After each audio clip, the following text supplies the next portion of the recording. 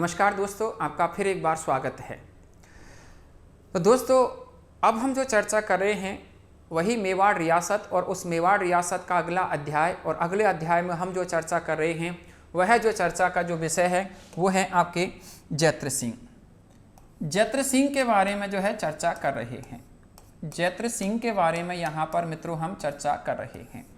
जैत्र सिंह की बात करें तो मित्रों देखिएगा, जैत्र सिंह जो है, जैत्र सिंह का जो शासनकाल जो रहा है, जैत्र सिंह जो है इनका शासनकाल जो बताया गया है वह जो बताया गया है 1213 से लेकर के, और इनका शासनकाल जो रहा है वह रहा है 1252 ईस्वी तक जो है इनका शासनकाल रहा है। किसका? जैत्र सिंह का। देखिएगा मित्रों, जैत्र सिंह जो हैं इनके बारे में अगर हम बात करें तो सबसे पहली बात तो जैत्र सिंह जो हैं, जैत्र सिंह जो हैं ये कुमार सिंह के पुत्र थे। ये आपके कुमार सिंह जो हैं इनके पुत्र थे। कुमार सिंह के पुत्र थे। कुमार सिंह के पुत्र थे। कुमार सिंह के पुत्र थे जैत्र सिंह। इनकी बात करें तो ऐसा मानते हैं कि ये यहाँ पर शासक बनते हैं, और जैसे ये शासक बने थे तो उस समय क्या होता है कि दिल्ली में जो शासन जो कर रहे थे, इस समय दिल्ली के जो शासक थे, दिल्ली में जो शासन जो कर रहे थे, दिल्ली के शासक की अगर हम बात करें तो दिल्ली का जो शासक जो था वह था यहाँ पर इल्तुतमिश। कौन था? इल्तुतमिश। इल्तुतमिश जो है ये दिल्ली का शासक था। तो इल्तुतमिश ने क्या किया कि मेवाड़ पर आक्रमण कर दिया था मित्रों। मेवाड़ पर आक्रमण कर दिया था इल्तुतमिश जो है इन्होंने। ठीक है, तो इल्तुतमिश जो है ये मेवाड़ पर आक्रमण कर देते हैं मित्रों, और यह जो युद्ध जो कहलाता है वह युद्ध की बात करें तो वो कहलाता है भूताला का युद्ध। भूताला का युद्ध। भूताला का युद्ध। भूताला के युद्ध की बात करें तो देखिएगा मित्रों, भूताला का युद्ध जो होता है ये कई गाइडों में कुछ अलग अलग इसके बारे में जो है डेटें लिखी हुई मिलती हैं। कई जगह 26, कई जगह 27 और कई जगह कुछ और भी मिल जाएंगे, लेकिन ये 26-27 में हुआ था भूताला का जो युद्ध हुआ था, बैटल ऑफ भूताला। सबसे पहली बात तो देखिएगा, भूताला जो स्थान है, इस स्थान की बात करें तो भूताला जो स्थान जो पड़ता है ये आपके नागदा के पास में पड़ता है। नागदा आपको पता ही है, नागदा जो है आपके उदयपुर, जो कि यहाँ इस समय इनकी क्या थी? राजधानी थी। किसकी? जैत्र सिंह की। तो यहाँ पर ये भूताला स्थान है। युद्ध की बात करें तो युद्ध जो हुआ था, एक तरफ तो आपके जैत्र सिंह थे, एक तरफ आपके जैत्र सिंह थे, और एक तरफ जो थे उनकी बात करें तो उनका जो नाम मिलता है वह जो मिलता है इधर जो है जैत्र सिंह, और इधर बात करें तो आपके इल्तुतमिश।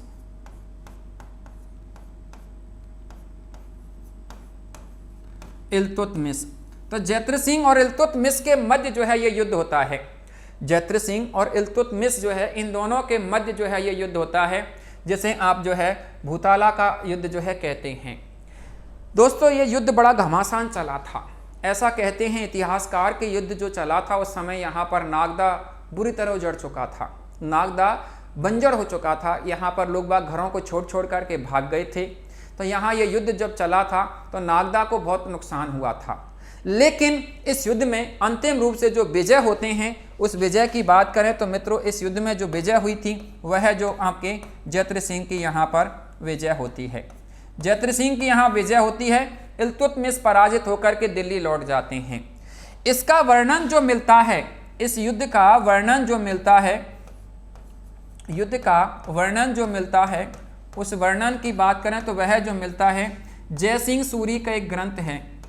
जय सिंह सूरी, जय सिंह सूरी का एक ग्रंथ है, और इस जय सिंह सूरी के ग्रंथ की बात करें तो उस ग्रंथ की जो कहा जाता है वह कहा जाता है हमीर मद मर्दन। क्या कहा जाता है? हमीर मद मर्दन। मद मर्दन के नाम से इसको जो है पुकारा जाता है। हमीर मद मर्दन करके जो है ये ग्रंथ है। इस हमीर मद मर्दन ग्रंथ की बात करें तो मित्रों ये हमीर मद मर्दन जो ग्रंथ है ये जय सिंह सूरी का ग्रंथ है। इस हमीर मद मर्दन ग्रंथ में ही इस युद्ध का वर्णन मिलता है।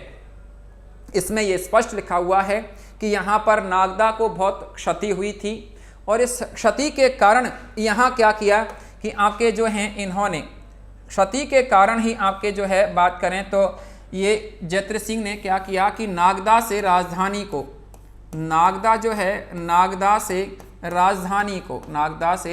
राजधानी जो है, इस राजधानी को इन्होंने कहाँ ट्रांसफ़र कर लिया था? चित्तौड़ ट्रांसफ़र कर लिया था।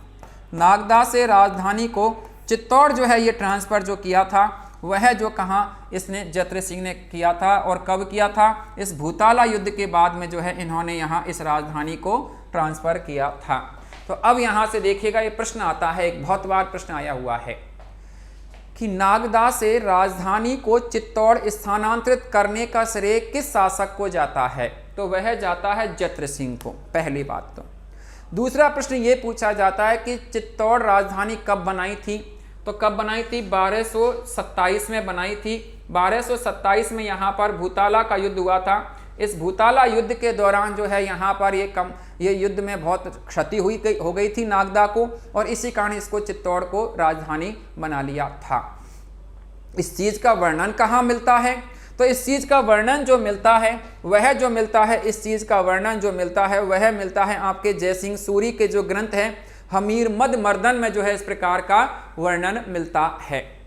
हमीर मद मर्दन जो ग्रंथ है, इस हमीर मद मर्दन ग्रंथ में इस चीज़ का वर्णन किया गया है। राइट दोस्तों, तो हमीर मद मर्दन जो है ग्रंथ, उसमें इस चीज़ का वर्णन किया गया है। अब यहाँ पर एक चीज़ और यहाँ आपको बता दें कि हमीर जो है, अब यहाँ हमीर से तो किसी का मतलब ही नहीं है, लेकिन हमीर इसने जो लिया है, ऐसा कहते हैं जयसिंह सूरी कि हमीर शब्द जो लिया है वह मैंने लिया है अमीर से, और अमीर की बात करें तो अमीर जो शब्द बना है वह बना है अमीर से, और अमीर बात करें तो अमीर जो है कहा जाता है राजा को, तुर्की में राजा को कहते हैं। और तुर्की राजा कौन थे? इल्तुतमिश।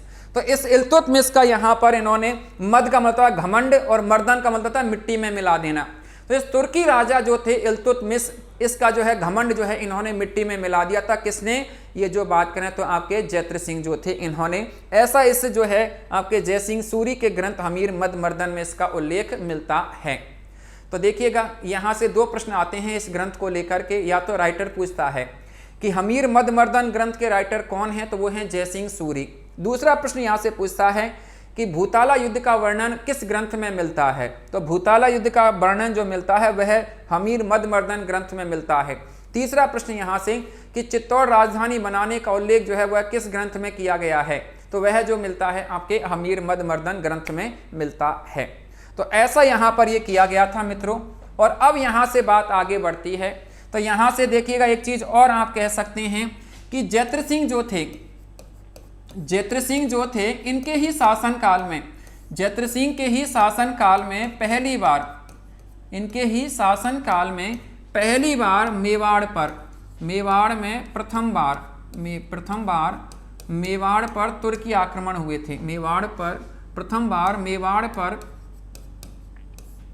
तुर्की आक्रमण होते हैं दोस्तों। तो तुर्की आक्रमण जो हुए थे मेवाड़ पर पहली बार, वो इन्हीं के शासनकाल में हुए थे। तो ये प्रश्न भी कई बार पूछा गया है क्योंकि इल्तुतमिश ने आक्रमण किया था। तो तुर्की आक्रमण जो हुए थे वह मेवाड़ पर पहली बार वो जैत्र सिंह के शासनकाल में ही हुए थे। तो मेवाड़ जो है, मेवाड़ में जो कह लीजिएगा कि पहली बार तुर्की आक्रमण जो होते हैं वह जो हुए थे वह आपके जैत्र सिंह के शासनकाल में ही हुए थे।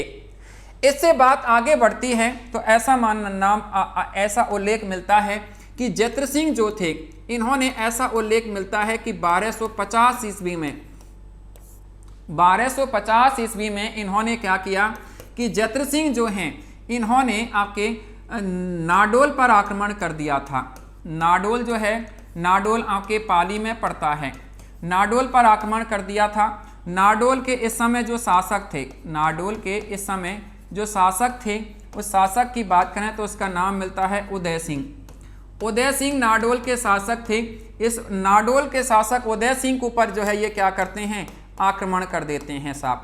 आक्रमण कर दिया था ये जो है आपके जैत्र सिंह ने 1250 ईस्वी में इस उदय सिंह के ऊपर। इस उदय सिंह को इन्होंने पराजित भी किया था, और पराजित करके और इस उदय सिंह ने इनकी अधीनता स्वीकार कर ली थी। ये उदय सिंह ने अधीनता स्वीकार करते हुए, इन्होंने अधीनता स्वीकार कर ली थी, और अधीनता स्वीकार करते हुए उदय सिंह जो हैं इन्होंने अधीनता स्वीकार करते हुए, इनकी बात करें तो ऐसा माना जाता है कि इन्होंने अधीनता स्वीकार करते हुए उदय सिंह ने इन्होंने अपनी पोत्री, उदय सिंह ने अपनी पोत्री, इन्होंने अपनी पोत्री मतलब ग्रैंड डॉटर, अपनी पोत्री इन्होंने, और उसका नाम मिलता है श्रृंगार देवी। श्रृंगार देवी करके जो है ये पोत्री का नाम मिलता है। इस श्रृंगार देवी का इन्होंने विवाह जो है, श्रृंगार देवी का विवाह जो है वह कर दिया था तेज सिंह के साथ में। अब तेज सिंह कौन थे मित्रों? तेज सिंह की बात करें तो तेज सिंह जो थे ये जैत्र सिंह के कौन थे? पुत्र थे ये। तो जैत्र सिंह के पुत्र तेज सिंह के साथ में इन्होंने अपनी पोत्री श्रृंगार देवी का विवाह कर दिया था, ये जो उदय सिंह जो थे इन्होंने। तो देखिएगा मित्रों, मैंने आपसे कहा कि ये जो है आपके यहाँ पर 1250 ईस्वी में ये नाडोल जो है पाली, यहाँ इनके ऊपर ये जो है आक्रमण करते हैं और इनके ऊपर आक्रमण करके और यहाँ पर ये जो है उदय सिंह जो हैं, उदय सिंह को पराजित करते हैं और उदय सिंह इनकी अधीनता स्वीकार कर लेता है और अधीनता स्वीकार करने के साथ ही ये अपनी पोत्री का विवाह, श्रृंगार देवी का विवाह तेज सिंह के साथ में कर देता है। तो श्रृंगार देवी का विवाह तेज सिंह के साथ में इन्होंने कर दिया था। ये जो बात करें तो आपके उदय सिंह जो थे इन्होंने। तो ऐसा जो है ये उदय सिंह, ये जो है जैत्र सिंह का जो है शासनकाल रहा था। जैत्र सिंह के शासनकाल के मित्रों 2 शिलालेख भी मिलते हैं। जैत्र सिंह के शासनकाल के 2 शिलालेख भी मिलते हैं।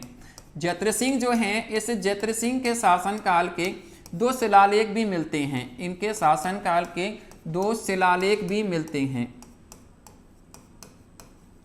2 शिलालेख भी मिलते हैं इनके शासनकाल के। एक जो शिलालेख है वह शिलालेख की बात करें तो उसको जो कहा जाता है बेसिकली एकलिंग जी का शिलालेख कह सकते हैं। रीजन क्योंकि यह एकलिंग जी के मंदिर से ही प्राप्त हुआ है। एकलिंग जी शिलालेख के नाम से आप इसको पुकार सकते हैं, शिलालेख कह सकते हैं। और ये जो है 1213 ईस्वी का जो है ये शिलालेख है। इस शिलालेख की बात करें तो देखिएगा यह एकलिंग जी का जो मंदिर है, एकलिंग जी मंदिर से ये जो है प्राप्त हुआ है। एकलिंग जी मंदिर, आपको पता है एकलिंग जी का मंदिर कहाँ पर है? कैलाशपुरी में। कहाँ पर है मित्रों? कैलाशपुरी में है ये मंदिर। तो इस एकलिंग जी मंदिर जो है आपके कैलाशपुरी में, कैलाशपुरी में जो है ये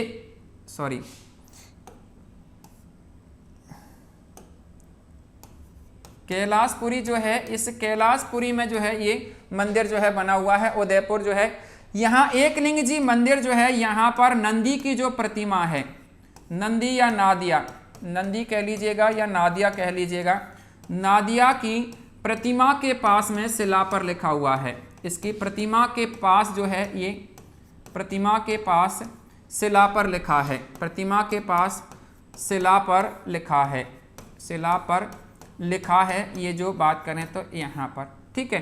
तो प्रतिमा के पास शिला पर लिखा है और इसमें जो है ये जो उल्लेख जो मिलता है वह जो मिलता है जैत्र सिंह के शासन के बारे में, या जैत्र सिंह के मेवाड़ में शासन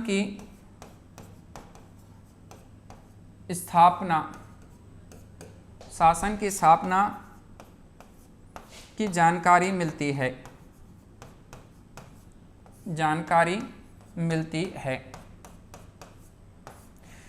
तो यहाँ इनके जो है ये स्थापना जो है कि यहाँ पर ये जैत्र सिंह ने यहाँ पर 1213 ईस्वी में ये जो है शासन स्थापित किया था। ऐसी हमें जानकारी कहाँ से मिलती है? तो वह जो जानकारी जो मिलती है इस प्रकार की, वो मिलती है आपको यहाँ पर ये जैत्र सिंह का जो है ये एकलिंग जी का जो शिलालेख है। और एकलिंग जी के शिलालेख की बात करें तो ये जो मिला है आपके, मैंने आपसे कहा कि एकलिंग जी का जो मंदिर है उसमें जो नंदी की जो प्रतिमा है, नंदी में ही से भगवान शिव का जो वाहन है, नंदी या नादिया जैसे आप लोग कहते हैं, उस प्रतिमा के पास में ही एक शिला पर लिखा हुआ है ये जो शिलालेख है। और इसमें कुछ विशेष बातें नहीं, केवल एक जैत्र सिंह ने यहाँ पर इस समय शासन स्थापित किया था। तो उसके बारे में यहाँ जो कह लीजिएगा जैत्र सिंह के शासन की प्रारंभिक जानकारी जो मिलती है वह इसी शिलालेख से मिलती है, ये जो एकलिंग जी का जो शिलालेख है। दूसरा इनका शिलालेख की बात करें मित्रों, इनका दूसरा जो शिलालेख है, सेकंड जो शिलालेख है, उस सेकंड शिलालेख की बात करें तो उसको जो कहा जाता है वो कहा जाता है नादेशमा का शिलालेख। नादेश माँ का शिलालेख, नादेश माँ का शिलालेख। नादेश माँ के शिलालेख की बात करें तो देखिएगा मित्रों, नादेश माँ का जो शिलालेख है, नादेश माँ का जो शिलालेख है, इसके बारे में अगर हम बात करें तो ये जो है नादेश माँ का शिलालेख 1222 ईस्वी का जो है शिलालेख है। कब का है? 1222 ईस्वी का जो है ये शिलालेख है, नादेश माँ का जो शिलालेख है। राइट, तो नादेश माँ का शिलालेख 1222 ईस्वी का जो है ये शिलालेख है। इस शिलालेख की बात करें मित्रों, देखिएगा ये जो शिलालेख है ये स्थान विशेष, ये जो शिलालेख है इसके स्थान विशेष की बात करें तो ये भी आपके नागदा के पास में ही, नागदा जो है इसके पास में ही ये नादेशमा जगह है, यहाँ से जो है ये प्राप्त हुआ है। यहाँ पर ऐसा मानते हैं कि यहाँ पर कोई 4 भुजा मंदिर है, यहाँ पर कोई 4 भुजा मंदिर है। क्या मंदिर है? 4 भुजा मंदिर है। इस 4 भुजा मंदिर के पास जो है सूर्य मंदिर है,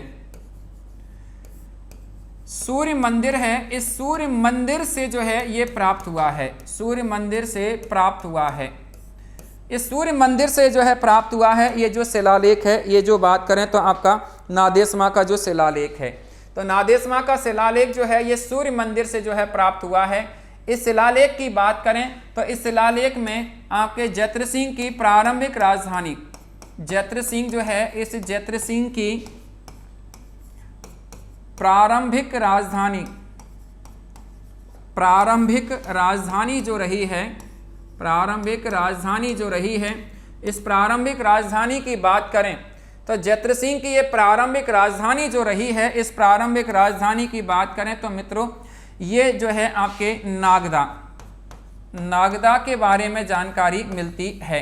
तो प्रारंभिक राजधानी नागदा जो है इसकी यहाँ पर जानकारी जो है इसमें मिलती है, इस शिलालेख में। ये जो बात करें तो आपका नादेश माँ का जो शिलालेख है इसमें, तो नादेश माँ का जो शिलालेख है इसमें ये जो है आपके जैत्र सिंह की प्रारंभिक जानकारी जो है यहाँ पर इसमें मिलती है। ये जो शिलालेख है आपका नादेश माँ का जो शिलालेख है, तो जैत्र सिंह जो है, इस जैत्र सिंह की प्रारंभिक जो है राजधानी नागदा के बारे में जानकारी इस शिलालेख में मिलती है। और यहाँ से राजधानी चित्तौड़ ट्रांसफर इन्होंने की थी, उसके बारे में जानकारी जो मिलती है वो मिलती है आपके हमीर मद मर्दन ग्रंथ में। राइट, तो यहाँ से देखिएगा अब आपको कैसे ये चीज़ क्यों कह रहे हैं हम पहले, क्योंकि ये कैसे पता चलेगा कि इसकी राजधानी नागदा थी पहले और नागदा से चित्तौड़ ट्रांसफ़र की थी। तो पहले राजधानी नागदा थी, इसकी श्योरिटी जो मिलती है हमें वो इसी शिलालेख से मिलती है कि इसकी श्योर 100% जो इसकी राजधानी इस समय जो थी वो थी नागदा, जिसे इन्होंने बाद में ट्रांसफ़र कहाँ पर किया था? चित्तौड़। और वह जानकारी जो मिलती है उस जो है आपका ग्रंथ जो रहा है हमीर मद मर्दन जो ग्रंथ है उसमें। तो ऐसा रहा था आपके जैत्र सिंह का जो है शासनकाल। अब यहाँ इनके बाद में नेक्स्ट आगे के शासक के बारे में हम बात करें तो जैत्र सिंह जो है इनके बाद में यहाँ पर इनके पुत्र जो है वो शासक होते हैं और उनका नाम मिलता है तेज सिंह। तेज सिंह करके जो है ये शासक होते हैं, तेज सिंह जो है ये शासक होते हैं। और तेज सिंह की बात करें तो मित्रों ये तेज सिंह का जो शासनकाल जो रहा था वह जो रहा था 1252 से इनका शासनकाल स्टार्ट होता है, जो कि 1267 ईस्वी तक 67 ईस्वी तक जो है इनका शासनकाल रहता है। कई जगह मित्रों यहाँ पर 1273 लिख रखा है, तो ये कई जगह मिस्टेक हैं, कई जगह कुछ और लिख दिया, कई कुछ और लिख दिया है, कोई विशेष बात नहीं है। तो कहने का मतलब वो जो है एक 67 तक जो है इनका शासनकाल रहा था तेज सिंह का। सबसे पहली बात तो आप कहेंगे कि ये जो हैं ये आपके जो है जैत्र सिंह के पुत्र थे। जैत्र सिंह जो हैं इस जैत्र सिंह के पुत्र थे, ये जो बात करें तो तेज सिंह जो थे ये। राइट, जैत्र सिंह के पुत्र थे। इनकी बात करें तो मित्रों इन्होंने कुछ उपाधियां धारण की थी अपने आप ही, इन्होंने कुछ उपाधियां धारण की थी और वह उपाधि की बात करें तो वो जो है परमेश्वर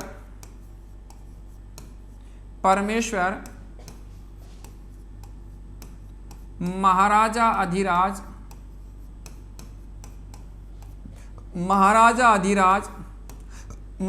अधिराज और परम भट्टारक,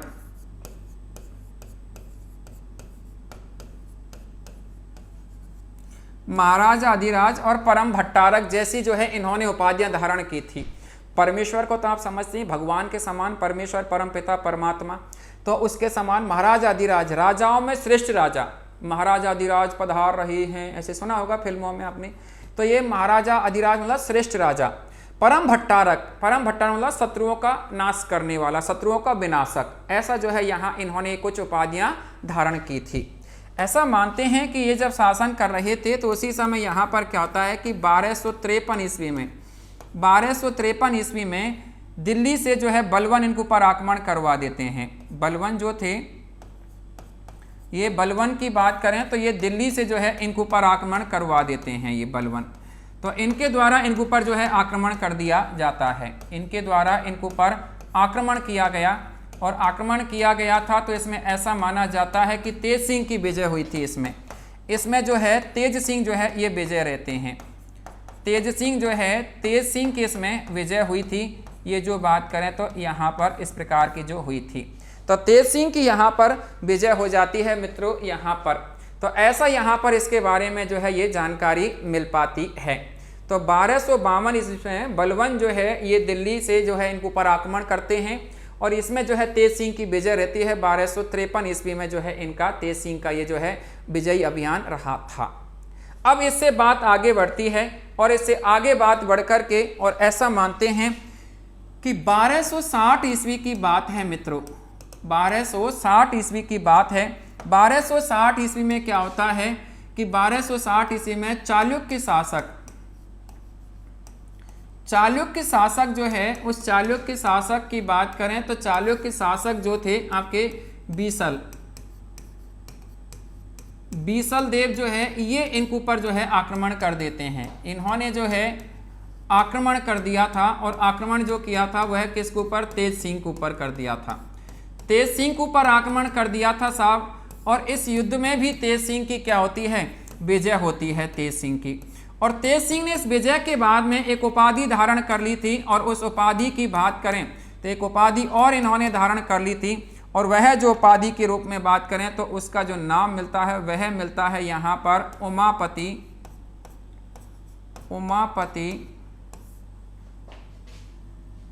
राव लब्ध प्रौढ़ प्रताप, ऐसी जो है इन्होंने ये उपाधि धारण कर ली थी। ये जो बात करें तो आपके इस 1260 ईस्वी में ये जो विजय के उपलक्ष्य में इन्होंने, तेज सिंह ने, उमापति भगवान शिव को कहा जाता है, राव मीन्स राजा, कोई कहते हैं लब्ध प्रौढ़ प्रताप, लब्ध का मतलब वयोवृद्ध एक तरह से, प्रौढ़ मतलब ये जो है वो है ही बुढ़ापा, और प्रताप मीन्स प्रतापी राजा। तो ऐसे करके इन्होंने लंबी चौड़ी जो है ये उपाधि धारण कर ली थी। तो ये उपाधियों को लेकर के भी यहाँ से प्रश्न आए हुए हैं मित्रों, तेज सिंह जो है इनमें से। तो तेज सिंह ने यहाँ पर इस प्रकार की जो है ये उपाधि धारण कर ली थी। दोस्तों आगे बात करते हैं 1260 ईस्वी में ही, 1260 ईस्वी में ही आपके जो है मेवाड़ जो है, मेवाड़ चित्रकला शैली में खूब जो है विकास हुआ था। मेवाड़ चित्रकला शैली जो है, इस चित्रकला शैली में यहाँ पर खूब विकास हुआ था आपके इनके शासनकाल में। और ऐसा माना जाता है कि इनके शासनकाल में मेवाड़ चित्रकला शैली का प्रथम ग्रंथ जो है रचा गया था, प्रथम ग्रंथ जो है रचा गया था। और वह जो मेवाड़ चित्रकला शैली का प्रथम चित्र ग्रंथ जो है उसकी बात करें तो उसका जो नाम मिलता है वह मिलता है श्रावक प्रतिक्रमण, श्रावक प्रतिक्रमण सूत्र चूर्णी। श्रावक प्रतिक्रमण सूत्र चूर्णी जो है वह जो है आपके, ये जो है आपके चित्र ग्रंथ जो है रचा गया था। श्रावक प्रतिक्रमण सूत्र चूर्णी जो है ये चित्र ग्रंथ जो है रचा गया था, वह इनके ही जो है ये जो कह सकते हैं शासनकाल में रचा गया था, जो कि मेवाड़ चित्रकला शैली का ये जो है प्राचीनतम चित्र ग्रंथ रहा है, या मेवाड़ चित्रकला शैली का ये प्रारंभिक चित्र ग्रंथ रहा है, जिसकी रचना तेज सिंह के शासनकाल में हुई थी। इसकी रचना जो की थी, इसकी रचना जो की थी वह रचना की बात करें तो इस चित्र ग्रंथ की वह की थी कमलचंद ने। कमलचंद जो है इन्होंने इसकी रचना की थी। ये जो बात करें तो आपका मेवाड़ चित्रकला शैली का जो ये चित्र ग्रंथ जो था इसकी, इनकी बात करें तो देखिएगा दोस्तों, इन्होंने ये जो है कमल चंद ने इसकी रचना जो की थी वह की थी ताड़पत्र के ऊपर। ताड़पत्र जो है, इस ताड़पत्र के ऊपर की थी इन्होंने, और एकांत स्थान पर मीन्स आहड़ स्थान पर बैठ करके, आहड़ स्थान पर इन्होंने जो है इसकी रचना की थी। तो ऐसे यहाँ से जो है देखिएगा 1260 ईस्वी में ये प्रश्न आया हुआ है, 1260 ईस्वी में श्रावक प्रतिक्रमण सूत्र चूर्णी जो चित्र ग्रंथ है इसकी रचना जो हुई थी वह किस शासक के शासन काल में हुई थी।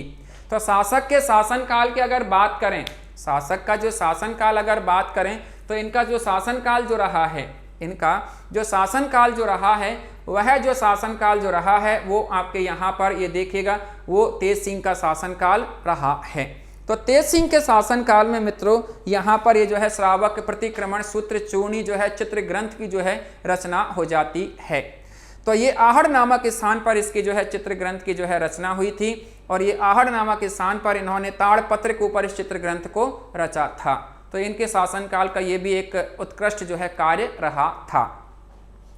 इन्हीं की बात करें तो मित्रों ऐसा माना जाता है कि इनकी एक रानी थी, तेज सिंह जो है तेज सिंह की एक रानी थी, और तेज सिंह की रानी की बात करें तो तेज सिंह की रानी बात करें तो उनका नाम मिलता है जयतल्य देवी। क्या नाम मिलता है?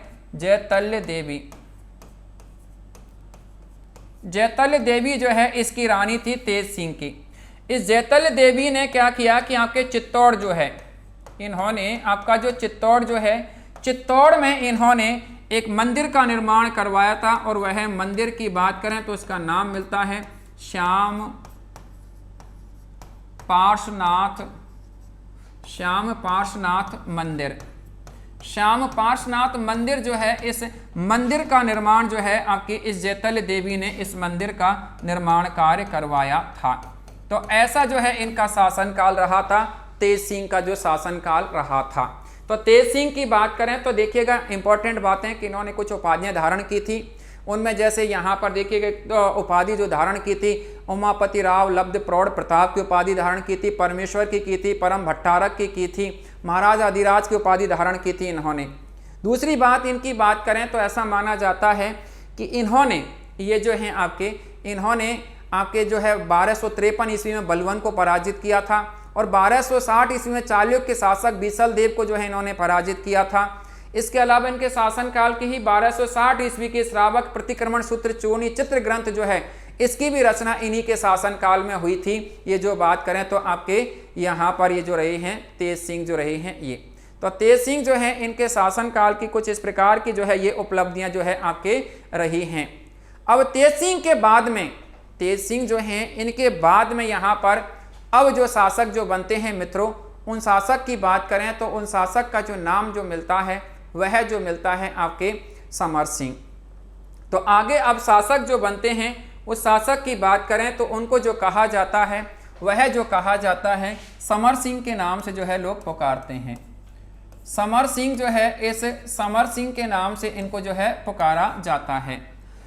समर सिंह की बात करें तो मित्रों देखिएगा इनका शासनकाल जो स्टार्ट होता है वह जो होता है 1267 से लेकर के और 1301 ईस्वी तक इनका शासनकाल रहता है। कई जगह यहाँ पर देख रखा है, क्या दे रखा है यहाँ पर, वो भी मैं आपको बता देता हूँ। 1273 से लेकर के 1302 तक यहाँ पर इनको शासक बना रखा है, जो कि ये नहीं है कहीं ऐसा, कई जगह रॉन्ग जो है ये इस प्रकार का संदेश जो है मिलता है। यहाँ इनकी बात करें तो सबसे पहली बात तो देखिएगा ये तेज सिंह के पुत्र थे। ये तेज सिंह जो है इस तेज सिंह के पुत्र थे। ये जो बात करें तो आपके समर सिंह जो हैं ये, राइट। तो ये तेज सिंह के पुत्र थे, समर सिंह जो हैं ये। इनकी बात करें तो देखिएगा समर सिंह का जो शासनकाल जो रहा था मित्रों, ये ऐसा मानते हैं कि विद्या उन्नति का शासनकाल कहलाता है। विद्या उन्नति का शासनकाल कहलाता है। विद्या उन्नति का शासनकाल कहलाता है।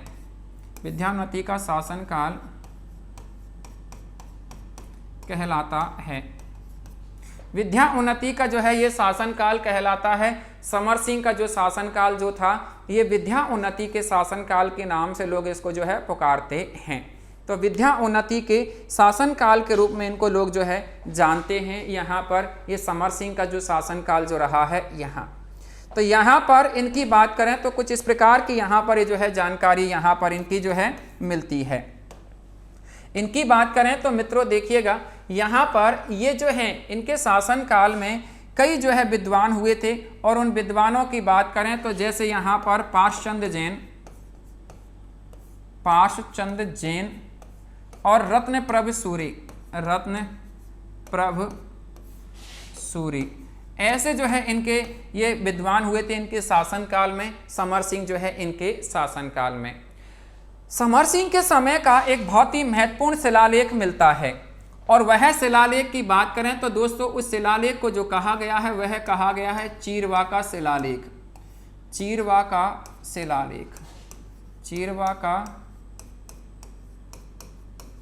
शिलालेख कहा गया है।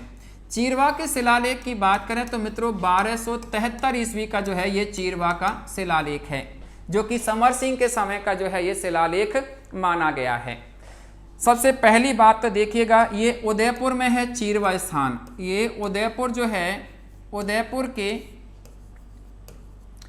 चीरवा स्थान से जो है ये प्राप्त हुआ है। चीरवा स्थान से जो है ये प्राप्त हुआ है, स्थान से प्राप्त हुआ है ये जो शिलालेख है, जो राइट चीरवा स्थान से प्राप्त हुआ है यहाँ का ये जो शिलालेख है। इसकी बात करें तो देखिएगा दोस्तों ऐसा मानते हैं कि ये जो शिलालेख है इसके जो लेखक जो हैं, इसके लेखक जो हैं वो आपके देखिएगा एक तो वही पाशचंद जैन और रत्नप्रभ सूरी जो हैं इसके ये जो है क्या हैं, राइटर हैं। तो पाशचंद जैन और रत्नप्रभ सूरी करके जो है इस शिलालेख के जो है राइटर हैं आपके। इस शिलालेख की बात करें तो मित्रों देखिएगा ये जो शिलालेख है आपका चीरवा का शिलालेख जो है, इसमें समर सिंह जो है, इस समर सिंह की बात करें तो समर सिंह जो है, इस समर सिंह को इसमें सिंह के समान बताया गया है। इसको सिंह या शेर के समान जो है इसको बताया गया है, शेर के समान जो है इसको बताया गया है। तो इनको शेर के समान जो है इनको बताया गया है, ये जो है समर सिंह जो है इनको। इनकी बात करें तो ऐसा माना जाता है कि इस शिलालेख में मेवाड़ जो है, मेवाड़ में सती प्रथा के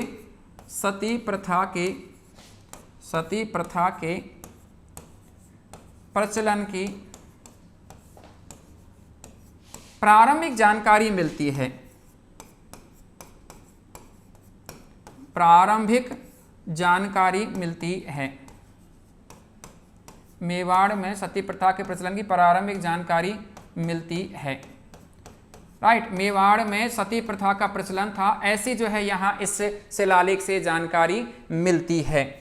इसके अलावा इस शिलालेख की अगर आप बात करें तो ये जो शिलालेख है इसमें आपके कालभोज से लेकर के, कालभोज जो है इस कालभोज से आपके और बप्पा रावल कालभोज से और ये समर सिंह तक, कालभोज का नाम ही बप्पा रावल, तो कालभोज से लेकर के समर सिंह तक, समर सिंह जो है इस समर सिंह तक की जो है, समर सिंह तक की इसमें वंशावली, समर सिंह तक की वंशावली जो है, इस वंशावली का उल्लेख मिलता है, वंशावली का इसमें उल्लेख मिलता है। तो समर सिंह तक की जो है इसमें वंशावली का उल्लेख मिलता है, और इसमें समर सिंह की उपलब्धियों के बारे में भी इसमें जानकारी मिलती है। इनकी जो उपलब्धियां जो हैं उनके बारे में भी इसमें जो है जानकारी मिलती है।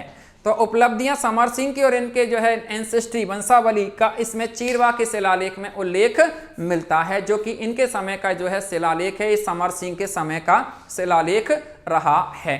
राइट, इसकी बात करें तो ऐसा मानते हैं कि समर सिंह जो थे, समर सिंह की बात करें तो समर सिंह जो हैं, समर सिंह की बात करें तो मित्रों समर सिंह जो हैं, समर सिंह के दो पुत्र हुए थे, इनके दो पुत्र हुए थे, इनके दो पुत्र थे।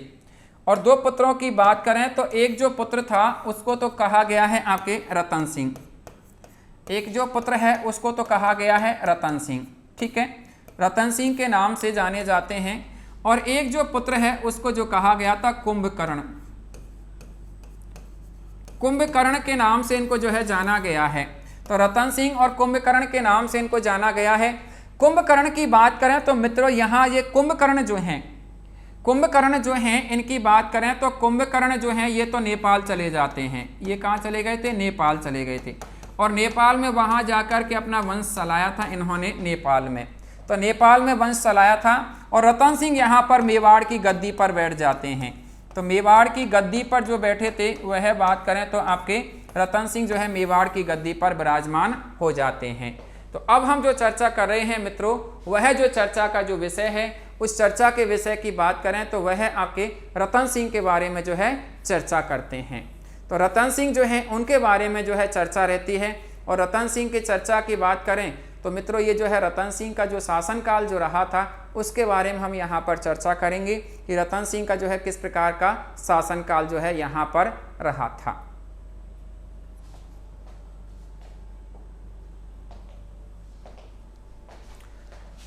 तो देखिएगा यहाँ पर जो चर्चा हम जो कर रहे हैं वह जो है आपके रावल रतन सिंह के नाम से जो है ये जाने, रावल चली आई रही थी तो शाखा, तो रावल रतन सिंह करके जो है इनको जाना जाता है। रावल रतन सिंह करके जो है इनको जाना जाता है। रावल रतन सिंह के नाम से जो है ये जाने जाते हैं मित्रों यहाँ पर। तो देखिएगा रावल रतन सिंह की बात करें तो इनका शासनकाल जो रहा था वह शासनकाल जो रहा है वो रहा है आपके 1300 इनका 1 से लेकर के और 1303 ईस्वी तक इनका शासनकाल रहता है रतन सिंह का। 1301 से लेकर के 1303 ईस्वी तक जो है रतन सिंह का जो है शासनकाल रहता है। ठीक है, तो अब देखिएगा यहाँ पर रतन सिंह जो हैं इनके बारे में यहाँ पर हम चर्चा कर रहे हैं। सबसे पहली बात तो ये समर सिंह के पुत्र थे। ये समर सिंह जो है इस समर सिंह के पुत्र थे। समर सिंह के पुत्र थे ये जो बात करें तो इनकी बात करें तो दोस्तों ऐसा मानते हैं कि इनकी जो रानी जो थी, इनकी रानी की बात करें तो ऐसा मानते हैं कि इनकी रानी के बारे में, इनकी जो पहली रानी जो बड़ी रानी शाह के नाम से उनको जो कहा गया है वो कहा गया नागमती, नागमती के नाम से। और इनकी दूसरी जो रानी है उसको जो कहा गया है वो कहा गया है पद्मावती या पद्मनी, पद्मनी के नाम से जो है पुकारा गया है। तो पहली नागमती और दूसरी नाम पद्मनी। ऐसा मानते हैं मित्रों कि ये दोनों रानियां जो हैं, इन दोनों रानियों के ऊपर लगभग 250 वर्ष बाद, कहने का मतलब 1540 ईस्वी में मलिक मोहम्मद जायसी ने, मलिक मोहम्मद जायसी जो हैं, इस मलिक मोहम्मद जायसी ने इनके ऊपर ग्रंथ लिखे हैं दोनों के ऊपर। मलिक मोहम्मद जायसी शेरशाह सूरी के दरबारी राइटर हुआ करते थे। किसके? शेरशाह सूरी की, जिसने दिल्ली पर अधिकार कर लिया था हुमायूं को पराजित करके। तो वही शेरशाह सूरी के दरबारी राइटर थे मलिक मोहम्मद जायसी, जिसने लगभग 250 वर्ष बाद, देखिएगा ये जो है 1300 की बातें, 1540 ईस्वी की बातें। तो इस मलिक मोहम्मद जायसी ने क्या किया कि इन दोनों के ऊपर ग्रंथ लिखे हैं। इसके ऊपर जो ग्रंथ लिखा है उस ग्रंथ की बात करें तो उसका नाम मिलता है 12 मासा। 12 मासा जो है ये ग्रंथ लिखा है इसके ऊपर, और इसके ऊपर जो ग्रंथ लिखा है उसका नाम मिलता है पद्मावत। पद्मावत करके जो है ये ग्रंथ लिखा है। तो ये दोनों के ऊपर इन्होंने जो है ये ग्रंथ लिखे हैं। इसके ऊपर ये जो ग्रंथ लिखा है उस ग्रंथ की बात करें तो वह तो 12 मासा, और इसके ऊपर जो ग्रंथ लिखा है उसका ग्रंथ का जो नाम मिलता है वह मिलता है पद्मावत। दोनों को जो है इन ग्रंथों में वर्णन किया है इस मलिक मोहम्मद जायसी ने। अब आप खुद ही अनुमान लगा लीजिएगा कि कोई चीज़ 250 वर्ष बाद में लिखी जा रही है तो वो केवल और केवल जो है अनुमान है। ये केवल और केवल इनका अनुमान है। केवल इन्होंने अपने अनुमान के, अपनी कल्पनाओं को जो है ध्यान में रखते हुए इन्होंने इनके ऊपर ग्रंथ लिखे हैं। 12 मासा हिंदी मास के 12 महीने होते हैं। उन 12 महीनों में पूरा का पूरा अलग अलग महीने का इनका जो है वर्णन किया है। किसका? नागमती का। किस चीज़ का? कि जब दूसरी आ गई थी तो पहली का वेटेज जाहिर सी बात है कम हो जाता है। तो पहली का वेटेज जब कम हो जाता है तो उसने जो 12 महीने जो गुजारे थे वो कैसे गुजारे थे। हर एक महीने का वर्णन किया है कि जब महीना ये आता था, सावन का महीना आता था, तो वो और तो महिलाएं खुशी मनाती थी और ये ऐसे वियोग में रहती थी और ये वो फलाना ठीकना ऐसे, है ना। होली का महीना मीन्स फागुन का महीना आता था, ऐसे दीपावली मीन्स कार्तिक का महीना। तो हर एक महीने का अलग अलग जो है इन्होंने इस 12 महीनों का इसमें वर्णन किया है, इसमें नागमती का। बात आती है पद्मावत की। पद्मावत जो ग्रंथ है, इस पद्मावत ग्रंथ में मित्रों इस पद्मनी जो है इनके बारे में चर्चा किया है। इस पद्मनी की बात करें तो इनको जो कहा गया है वह कहा गया सिंघल द्वीप की राजकुमारी। इनको सिंघल द्वीप जो है, इस सिंघल द्वीप जिसे आज आप श्रीलंका के नाम से जो है पुकारते हैं, श्रीलंका के नाम से जो है पुकारते हैं, यहाँ की राजकुमारी बताई गई है। यहाँ के जो शासक थे, यहाँ के जो शासक थे गंधर्व सेन, यहाँ के शासक गंधर्व सेन थे, गंधर्व सेन, ठीक है। यहाँ के शासक जो थे गंधर्व सेन थे। इनके जो है यहाँ पर ये जो है इनकी पुत्री थी गंधर्व सेन की। तो ये गंधर्व सेन तो इनके क्या थे, पिता थे। गंधर्व सेन इनके पिता थे और इनकी माँ का नाम था चंपावती। चंपावती जो है इनकी माँ का नाम था किसकी, पद्मनी की जो है, ये इनकी माँ थी। किनकी, ये जो पद्मनी जो है इनकी।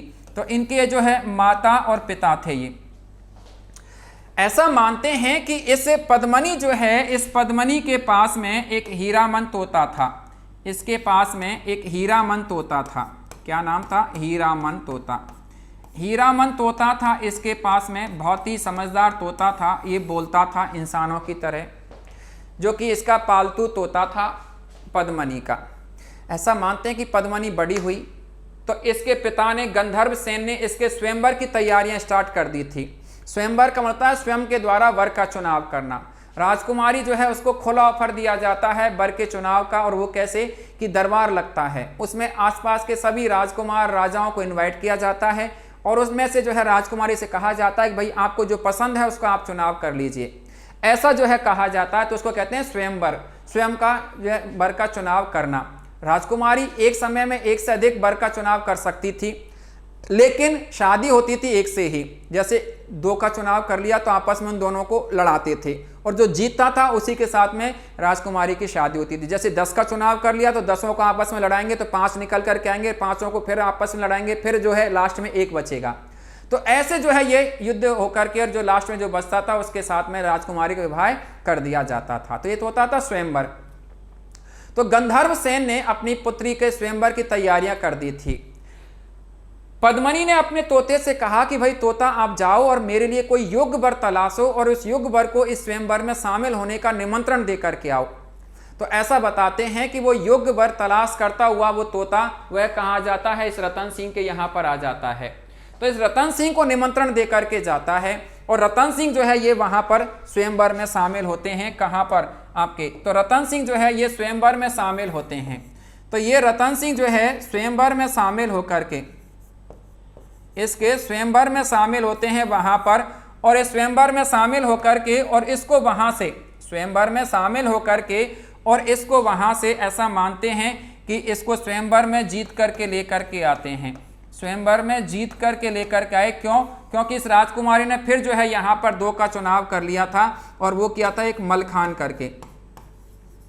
मलखान जो है, इस मलखान को जो है ये पराजित करके, और इसको यहाँ पर, इसको जो है रतन सिंह ने इसको पराजित किया था, और इसको पराजित करके और पद्मनी को जो है अब कहाँ ले आते हैं, मेवाड़ में जो है ये पद्मनी आ जाती है। तो मेवाड़ में आ जाती है पद्मनी साहब, और मेवाड़ में आ जाती है तो कहने का मतलब बहुत ही सुंदर जो है हूर की परी बताई गई है। ये इसकी सुंदरता का बखान इसने मलिक मोहम्मद जायसी ने अपने ग्रंथ पद्मावत में किया है कि इतनी सुंदर थी, इतनी सुंदर थी, इतनी सुंदर थी कि पानी जब पीती थी तो पानी गले में होकर के दिखाई देता था। ये तो बात कुछ ठीक है, लेकिन और भी हदें पार कर दी हैं। ने कहा कि जब पान खाती थी ना, तो पान का जो पीक है वह भी गले में स्पष्ट रूप से दिखाई देता था। तो ऐसा यहाँ पर ये जो है इसके बारे में यहाँ पर ये जो है चर्चा की गई है। तो ऐसा यहाँ पर ये जो है यहाँ पर इनके बारे में ये चर्चाएं की गई थी मित्रों।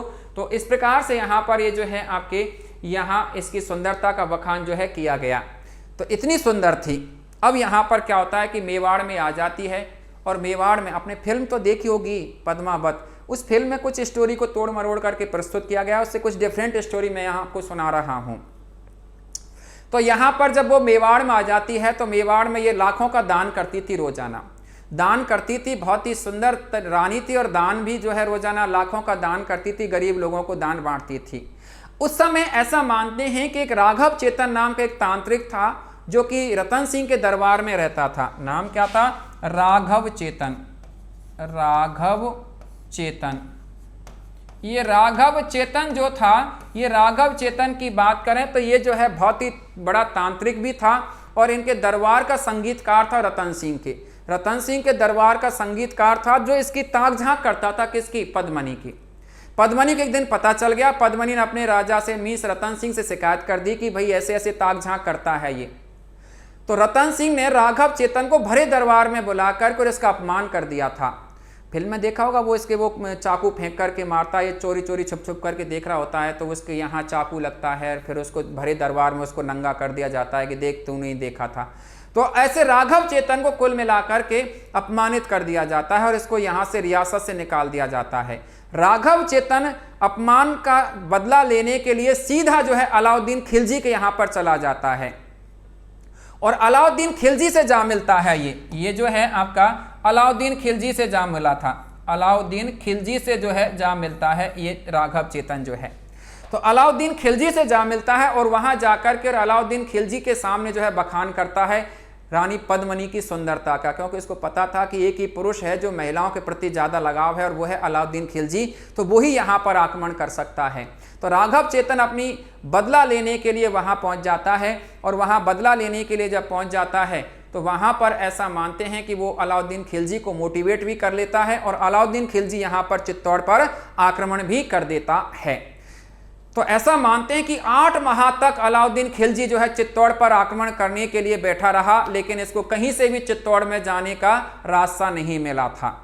तो अब 8 महीने बाद में अलाउद्दीन खिलजी ने क्या किया, रतन सिंह के साथ में समझौता कर लिया था। और समझौता किस बात को लेकर के कि भाई हमें आपकी रानी दिखा दो, आपकी रानी की बड़ी प्रशंसाएं सुनी हैं, केवल उसको दिखा दो, मैं उसको देख करके वापस लौट करके चला जाऊंगा। तो ऐसा जो है यहाँ पर वो रानी को दिखाने के लिए चित्तौड़ दुर्ग इन्वाइट कर लेता है अलाउद्दीन खिलजी को रतन सिंह। रतन सिंह तो एग्री नहीं था, लेकिन पद्मनी ने कहा कि देखने से क्या फर्क पड़ रहा है, देखने से अगर युद्ध टल जाता है तो कहाँ नुकसान है, क्योंकि युद्ध होगा तो मेवाड़ को बहुत नुकसान होगा।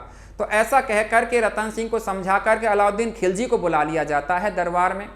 और जब अलाउद्दीन खिलजी को दरबार में बुला लिया गया तो अब वहाँ पर क्या होता है कि वो जो है रतन सिंह की रानी पद्मनी को देख करके और बहुत ही मोहित हो गया था। कौन? अलाउद्दीन खिलजी। उसने कहा कि ये तो बहुत ही सुंदर है, हुर की परी है, ये तो उससे भी ज़्यादा खूबसूरत है जो राघव चेतन जो बता रहा था। तो वहीं से वो प्लानिंग कर लेता है उसको ले जाने की पद्मनी को। तो अब वो क्या करता है कि रतन सिंह को जो है इनवाइट करता अपने कैंप में और वहाँ जो है वो रतन सिंह को वहाँ से बंदी बना करके और रतन सिंह को वहाँ से जो है दिल्ली ले जाता है। और दिल्ली ले जा करके और वहाँ से जो है रतन सिंह को जो है दिल्ली ले जा करके और वहाँ से डिमांड करता है कि रतन सिंह को अगर जिंदा चाहते हो तो पद्मनी को भिजवा दो, तो पद्मनी को भिजवा दो, ऐसा संदेश भिजवा दिया जाता है। तो दोस्तों अब ये संदेश पा करके यहाँ से पद्मनी जो है, इस पद्मनी के चाचा और भतीजे लगते थे गोरा और बादल। इनके जो है चाचा भतीजे, इनका चाचा लगता था गोरा और गोरा का भतीजा था बादल।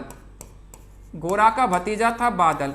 ये दोनों जो है मिलकर के योजना बनाते हैं और योजना बनाने के तहत ये क्या है, संदेश भिजवाते हैं अलाउद्दीन खिलजी के यहाँ पर कि भाई रानी आने को तैयार है, लेकिन रानी को वहाँ आने के लिए जो है 1600 पालकियों की जरूरत है, क्योंकि रानी 1600 पटरानियों के साथ में आएगी।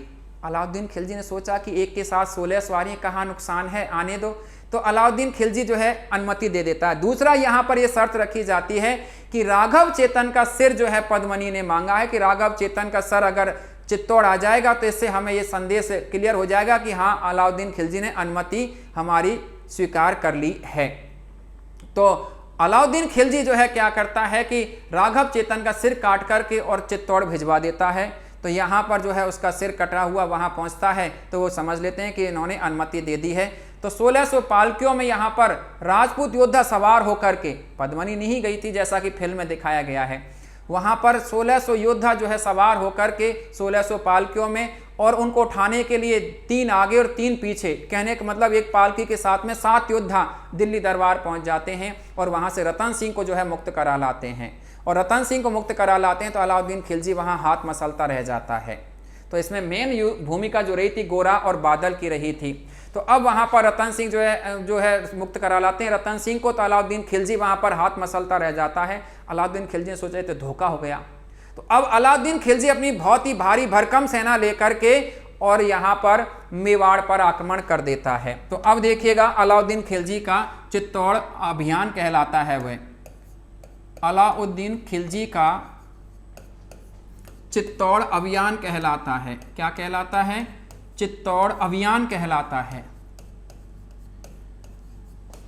चित्तौड़ अभियान कहलाता है ये जो है अलाउद्दीन खिलजी का, ये चित्तौड़ अभियान कहलाता है। और ये जो है चित्तौड़ अभियान जो था वह था आपके 1303 ईस्वी का, अलाउद्दीन खिलजी का चित्तौड़ अभियान। मित्रों देखिएगा इतिहास में इसके कारण कुछ अलग बताए गए हैं। तो पहले तो उन कारणों को हम यहाँ पर जान लेते हैं कि इन्होंने क्यों आक्रमण किया था अलाउद्दीन खिलजी ने। तो देखिएगा सबसे पहला कारण तो इसका बताया जाता है कि अलाउद्दीन खिलजी जो था वो था साम्राज्य विस्तारवादी होना। अलाउद्दीन खिलजी का साम्राज्य विस्तारवादी होना, तो वो अपने साम्राज्य का विस्तार जो है करना चाह रहा था और वह इसका विस्तार करके चित्तौड़ तक अपने साम्राज्य को करना चाह रहा था। दूसरा कारण जो बताया गया है कि ये जो है आपका मेवाड़ जो है, मेवाड़ का दिल्ली व मालवा के रास्ते में होना, दिल्ली व मालवा के रास्ते में होना, दिल्ली व मालवा के रास्ते में होना। कहने का मतलब अलाउद्दीन खिलजी ने मालवा पर 2 बार आक्रमण कर चुका था, 1298 में और 1299 में। ये मालवा और दिल्ली के बीच रास्ते में मेवाड़ आता था, तो इसको धोखा था कि ये जो है कहीं पीछे से आक्रमण नहीं कर दे कि मेरी सेना मालवा जाए और पीछे से मेवाड़ आक्रमण कर दे, तो जिससे कि बीच में घुट करके मर जाएगी सेना, तो इसलिए इसको बीच में से हटाया जाए। तो इसको बीच में से हटाने के लिए यहाँ पर इस मेवाड़ पर जो है ये बीच में से मेवाड़ को रास्ते को क्लियर करना चाह रहा था। तीसरा कारण जो है यहाँ पर ये जो बताया गया है, इसका तीसरा कारण जो है वो ये यहाँ पर कि ये जो है आपके मेवाड़ का सामरिक महत्व होना, मेवाड़ का सामरिक एवं आर्थिक महत्व होना, सामरिक एवं आर्थिक महत्व होना। आर्थिक मीन्स आपके राजस्थान की सभी रियासतों में सबसे संपन्न रियासत जो रही है वो मेवाड़ रही है, तो इस कारण भी अलाउद्दीन खिलजी इसको अपने अंडर में करना चाह रहा था। दूसरा सामरिक स्ट्रेटजिक, कहने का मतलब यहाँ पर ये चाह रहा था कि अलाउद्दीन के अगर इस पर अधिकार हो गया चित्तौड़ पर, तो यहाँ से पूरी सेना उसके अंडर में हो जाएगी और यहाँ से सेना जब अंडर में हो जाएगी तो इस सेना को लेकर के वो मालवा पर आसानी से आक्रमण कर सकता है या मालवा को आसानी से लूट सकता है। तो ऐसा ये जो है कारण था इसका तीसरा। इसका चौथा कारण जो था वो था आपकी रानी पद्मिनी को जो है प्राप्त करना, रानी पद्मिनी जो है पद्मिनी को प्राप्त करना, रानी पद्मिनी जो है इस पद्मिनी को प्राप्त करना जो है इसका नेक्स्ट कारण था, प्राप्त करना, ये इसका नेक्स्ट अगला जो है कारण था। तो ये 4 कारण थे। इन 4 कारणों में से ऐसा मानते हैं कि आपके यहाँ पर उपरोक्त जो 3 कारण जो हैं, ये चारों कारण वैसे बात करें तो मेन रूप से उपरोक्त ये तीनों कारण वह तो बात बताते हैं अमीर खुसरो। अमीर खुसरो जो हैं, इस अमीर खुसरो की बात करें तो इनके दरबारी राइटर रहे हैं और इन्होंने तारीख ए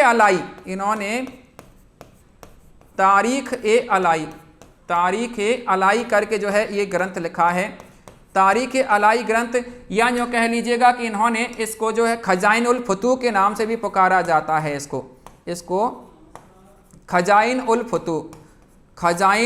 फतू के नाम से जो है इसको पुकारा गया है, खजाइन उल फतू के नाम से इसको जो है पुकारा गया है। तो खजाइन उल फतू में इसने अमीर खुसरो ने यहाँ पर ये जो अमीर खुसरो ने इसको उपरोक्त ये सभी कारण बताए हैं कि ये जो कारण थे।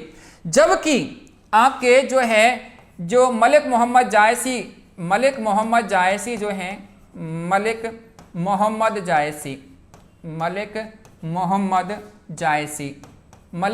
जायसी का जो ग्रंथ है पद्मावत, इनका ग्रंथ का नाम है पद्मावत। इस पद्मावत ग्रंथ में जो है यहाँ पर ये केवल और केवल एक ही कारण को मानते हैं, और वह कारण कौन सा? रानी पद्मिनी को प्राप्त करना। तो देखिएगा यहाँ से दो प्रश्न बनते हैं मित्रों। एक तो यहाँ से इनको लिया गया कि इसने क्यों आक्रमण किया था अलाउद्दीन खिलजी ने, तो ये कारण रहे हैं उपरोक्त। अब प्रश्न दूसरा ये बनता है कि कौन किसको मानता है। तो अमीर खुसरो तो उपरोक्त ये चारों कारणों को मानते हैं, जबकि ये मलिक मोहम्मद जायसी केवल एक ही कारण को मानते हैं, और वह कारण कौन सा? रानी पद्मिनी को प्राप्त करना, ये कारण मानते हैं। तो इन कारणों से अलाउद्दीन खिलजी ने जो है चित्तौड़ पर आक्रमण कर दिया था। तो देखिएगा साहब, यहां पर जब चित्तौड़ पर आक्रमण कर दिया जाता है तो इधर रतन सिंह और रतन सिंह के साथ में आपके जो है गोरा और बादल, रतन सिंह के साथ में जो है यहाँ पर ये जो है आपके गोरा और इनके भतीजे का नाम था बादल, ये, और इनके साथ में वो लक्ष्मण सिंह और उनके पुत्र, इन्होंने जो है इनका साथ दिया था। इधर बात करें तो यहाँ पर जो है अलाउद्दीन खिलजी यहाँ पर सेना लेकर के जो है आक्रमण करता है। तो यहाँ पर क्या होता है मित्रों, यहाँ पर ये जो है आपके ये वीर योद्धा जो हैं, इनसे पहले ही यहाँ पर पद्मिनी जो है, इस पद्मिनी की बात करें तो पद्मिनी ने यहाँ पर 1600 रानियों के साथ में, यहाँ पर 1600 रानी जो हैं, इन रानियों के साथ में या पटरानियों के साथ में इन्होंने यहाँ पर क्या कर लिया था? जौहर कर लिया था यहाँ पर 1600 पटरानियों के साथ में। और ये जो है वीर योद्धा, इन वीर योद्धाओं की बात करें तो इन्होंने केसरिया